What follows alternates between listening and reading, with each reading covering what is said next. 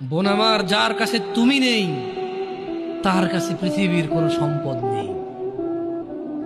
বোন আমার, 12 বছর 15 বছর বয়সে তুমি কেন বিবাহের পূর্বে আরেকজনকে তোমার শরীর ধরতে দাও?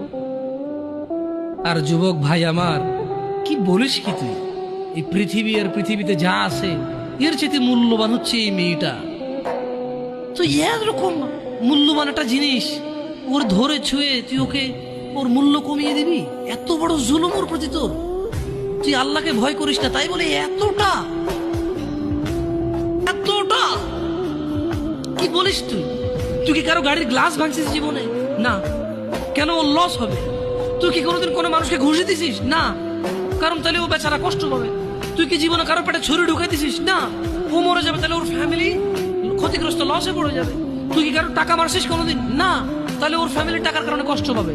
তাহলে তুই এত ছোট ছোট বিষয়গুলো খেয়াল রাখিস যে আরেকজনের লস হবে? তাহলে তুই এই মেয়েটার জীবনটাকে তুই কি করলি?